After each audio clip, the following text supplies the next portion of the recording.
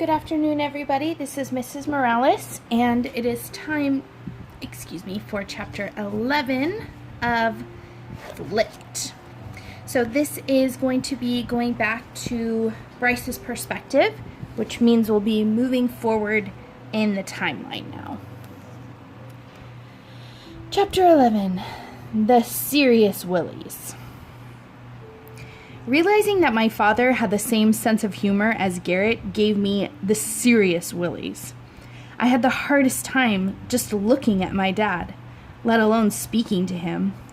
But at about 5 o'clock Friday afternoon, I agreed with him about one thing. We should have barbecued.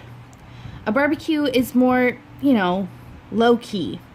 Instead, my mom is flying around the kitchen, slicing and dicing and barking orders at Dad and me like the president is coming to dinner. We swept the floor, put an extra leaf in the table, brought in 5 more chairs, and set the table. We said it all wrong, of course, but all my mother had to do was shuffle things around to make it right. It looked the same to me, but what do I know? She put out candlesticks and said, "Rick, can you load the dishes and run them? I'd like to change and get cleaned up. After that, you can change. And Bryce, what are you wearing?" "Mom, it's the Bakers. Are you trying to make them feel worthless?" "Trina and I agreed on a dress-up, so... But why?" My dad put a hand on my shoulder and said, "So we can all feel equally uncomfortable, son." Women. I looked at her and said, "Does that mean I have to wear a tie?" "No, but some sort of button-down instead of a t-shirt would be nice." I went down to my room and ripped through my closet looking for something with buttons.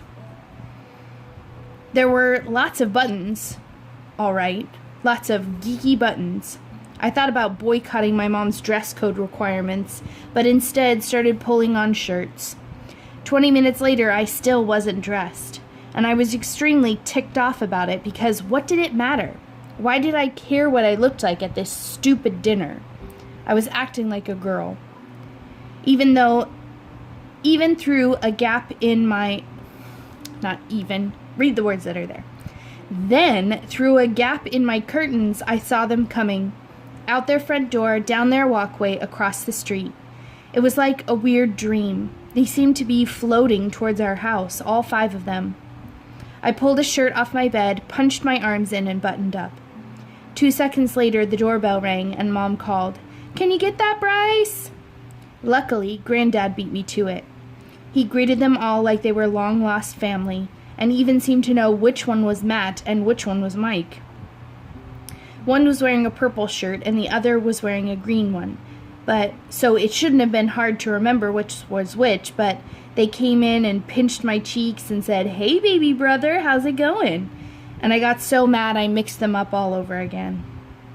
My mom zoomed in from the kitchen saying, come in, it's so nice you all could make it." She called, "Lynetta, Rick, we've got company," but then stopped short when she saw Julie and Mrs. Baker. "Whoa, what's this?" she asked. "Homemade pies?" Mrs. Baker said, "Blackberry cheesecake and pecan. They look wonderful, absolutely wonderful." My mother was acting so hyper I couldn't believe it. She took Julie's pie, then whooshed a path to the kitchen with Mrs. Baker. Lynetta appeared from around the corner, which made Matt and Mike grin and say, "Hey, Lynn, looking good." Black skirt, black nails, black eyes. For a nocturnal rodent, yeah, I suppose she was looking good. They disappeared down to Lynetta's room, and when I turned around, my granddad was taking Mr. Baker into the front room, which left me in the entry hall with Julie, alone. She wasn't looking at me. She seemed to be looking at everything but me. And I felt like an idiot standing there in my geeky button-down shirt with pinched cheeks and nothing to say. And I got so nervous about having nothing to say that my heart started going all wacko on me, hammering like it does right before a race or a game or something. On top of that, she looked more like that stupid picture in the paper than the picture did, if that makes any sense. Not because she was all dressed up, she wasn't. She was wearing some normal-looking dress and normal-looking shoes, and her hair was the way it always is, except maybe a little more brushed out. It was the way she was looking at everything but me, with her shoulders back and her chin out, and her eyes flashing. We probably only stood there for 5 seconds, but it felt like a year. Finally, I said, "Hi, Julie."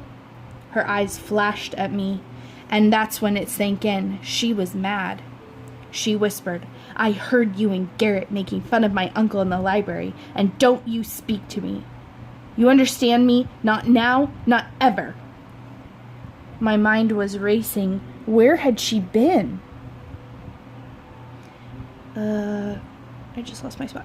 Oh, I hadn't seen her anywhere near me in the library, and she had heard it? Or had she heard it from somebody else?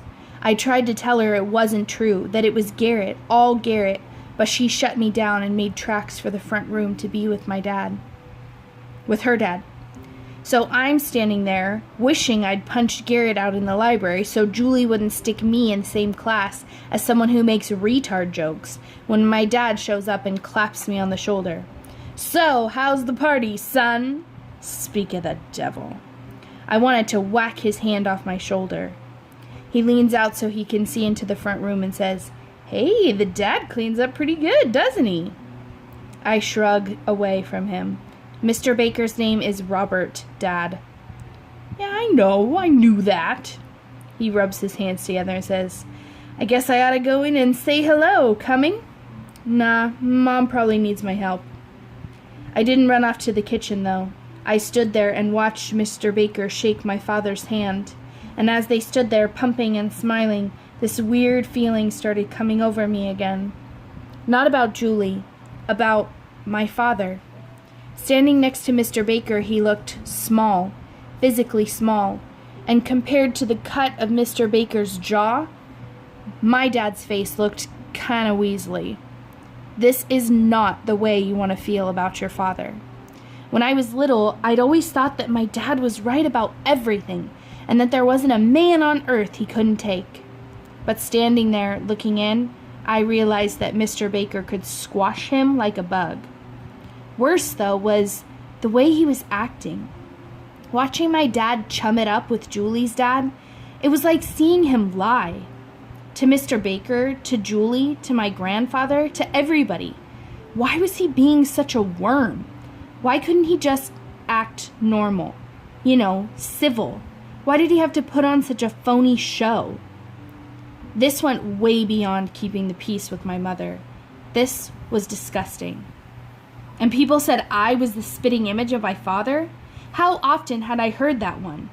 I'd never thought about it much, but now it was turning my stomach. Mom jingled the dinner bell and called, "Hors d'oeuvres are ready!" And then saw me standing in the hallway. "Bryce, where'd your sister and the boys go?" I shrugged. "Down to her room, I think." "Go tell them, would you? And then come have some hors d'oeuvres." "Sure," I said. Anything to get rid of the taste in my mouth.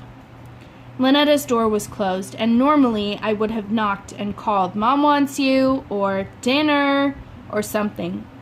But in that split second before my knuckles hit wood, my hand became possessed by evil baby brother.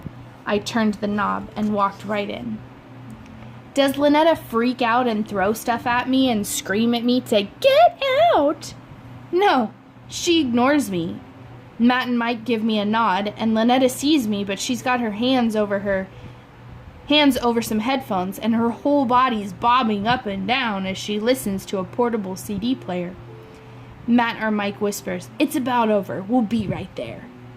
Like, of course I was there to say it was time to eat. What else could I be doing there? Something about that made me feel, I don't know, left out. I wasn't even a person to those guys. I was just baby brother. Nothing new there, but now it really bugged me. Like, all of a sudden I didn't fit in anywhere. Not at school, not at home, and every time I turned around, another person I'd known forever felt like a stranger to me. Even I felt like a stranger to me.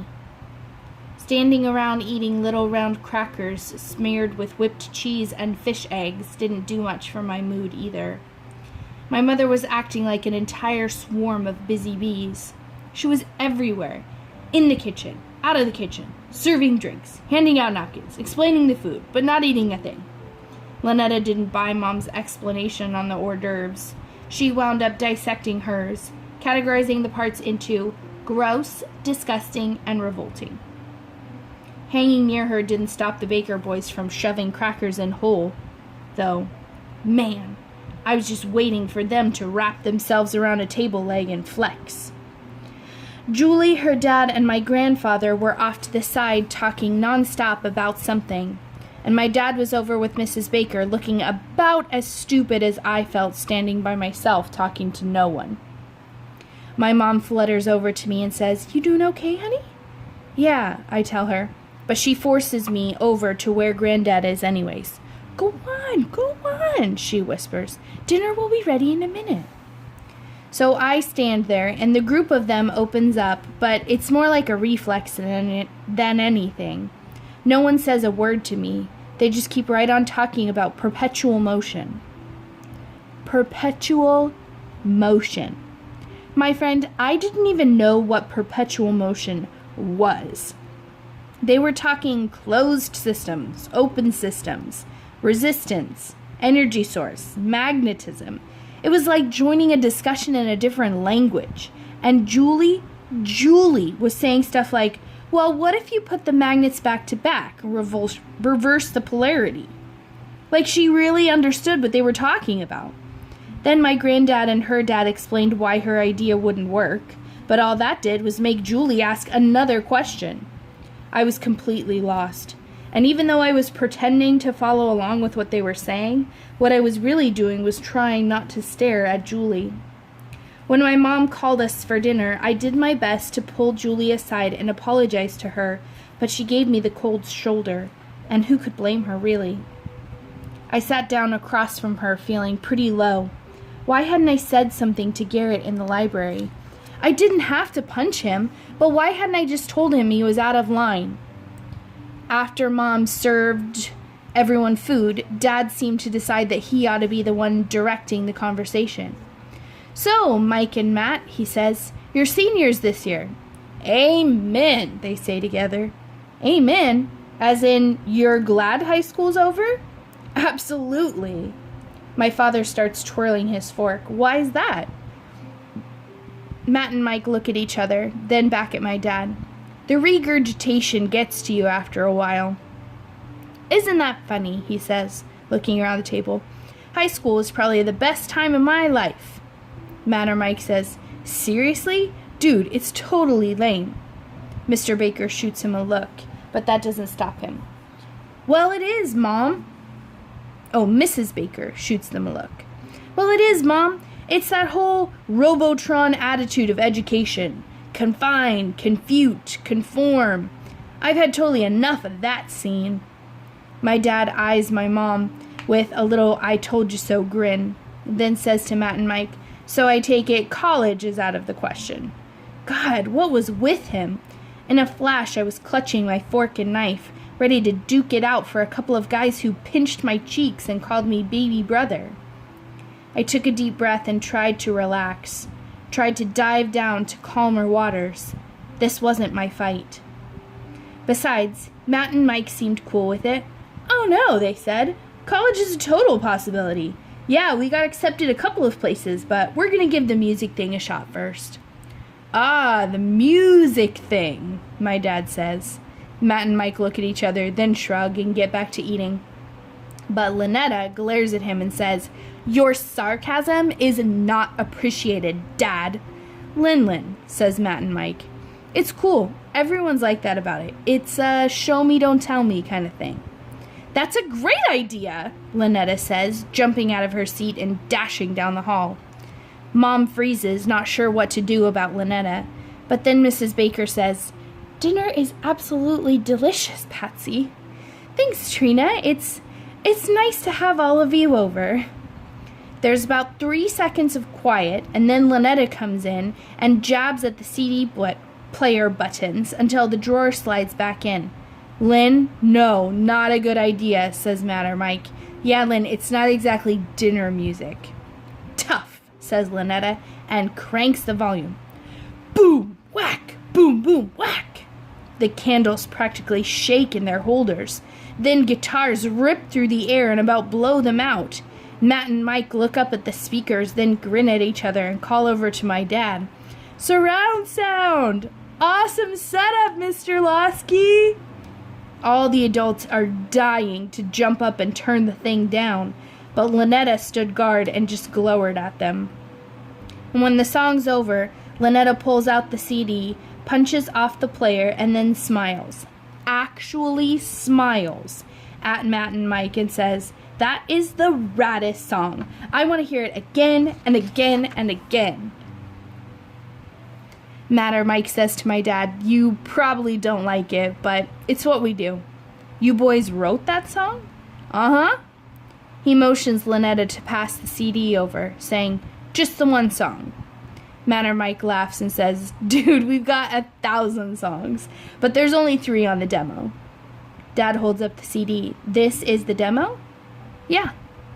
He looks at it a minute and says, "So, if you're piss poor, how do you afford to press CDs?" "Dad!" Lynetta snaps. "It's okay, Lynn. Just a joke, right, Mr. Loski?" My dad laughs a little and says, "Right," but then adds, "Although I am a little curious. This is obviously not a home-done demo, and I happen to know studio time costs prohibitive for most bands." Matt and Mike interrupt him with a slamming hard high five. And while I'm getting uptight about my dad asking them questions about money, of all things, my mom's fumbling all over herself trying to sweep away my dad's big paw prints. "When Rick and I met, he was playing in a band."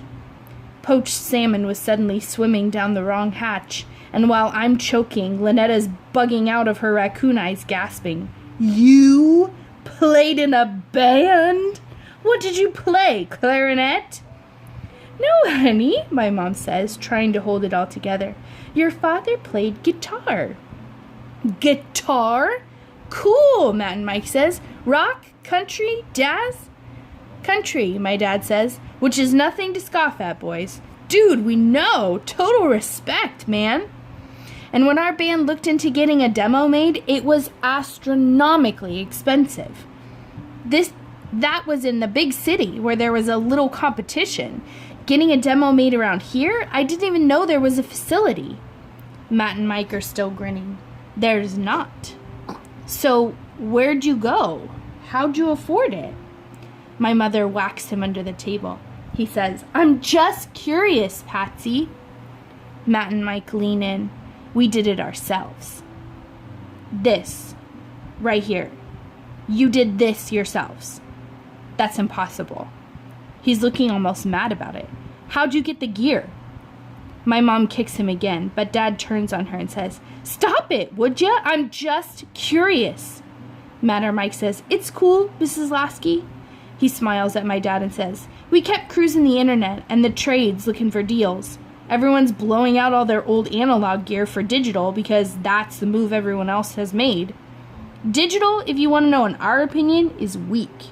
You lose too much of the waveform. There's not enough fat to it, and obviously, we like it beefy." My granddad puts up a finger and says, "But a CD's digital, so..." "Exactly, but that is the last and only step we'll compromise on. It's just a necessity for being part of the industry. Everyone wants CDs, but the multi-track and the mix-down to 2 tracks is analog. And we could afford it, Mr. Loski, because we got used gear, and we've been saving up our pennies since we were 12 years old." He grins and says, "You still play?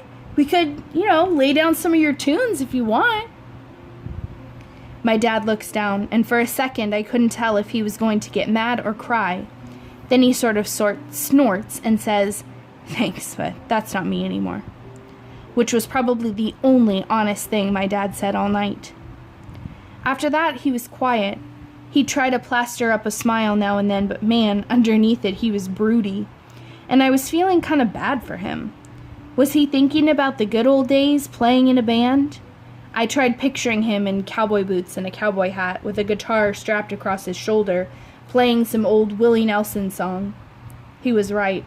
It just wasn't him. But the fact that it ever had been made me feel even more like a stranger in a strange land. Then, when the night was over and the bakers were piling out the front door, something else strange happened. Julie touched my arm, and for the first time that night, she was looking at me. It was that look, too, channeled directly and solely at me. She says, "I'm sorry I was so angry when we first came in. Everyone had a good time, and I think your mom's really nice for inviting us." Her voice was quiet, almost a whisper. I just stood there like a moron, her staring at me. "Bryce," she says, touching my arm again, "did you hear me? I'm sorry." I managed a nod, but my arm was tingling and my heart was pounding, and I felt myself pulling towards her. Then she was gone, out the door and into the night, part of a chorus of happy goodbyes. I tried to catch my breath. What was that? What was wrong with me? My mother closed the door and said, "There, now what did I tell you? That is one delightful family. Those boys are nothing like I expected, Lynetta. Why didn't you tell me they were so charming?" "They're drug dealers is what they are." Everyone turned to my father and dropped their jaws. "What?" my mother said. "There is no other way those boys could afford to buy recording gear like that." He glared at Lynetta. "Isn't that so?" Lynetta's eyes looked like they were going to pop right out of her head. "Rick, please," my mother said. "You can't just make accusations like that. It's the only thing that makes sense, Patsy. Believe me, I know how musicians are. There is no other explanation for this." Lynetta shouted.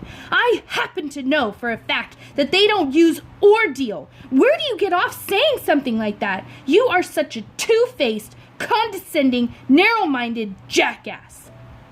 There was a split second of silence, and then he slapped her, smack, right across the cheek. That put my mother in his face like I'd never seen, and sent my sister screaming insults over her shoulder as she ran down to her room. My heart was pounding.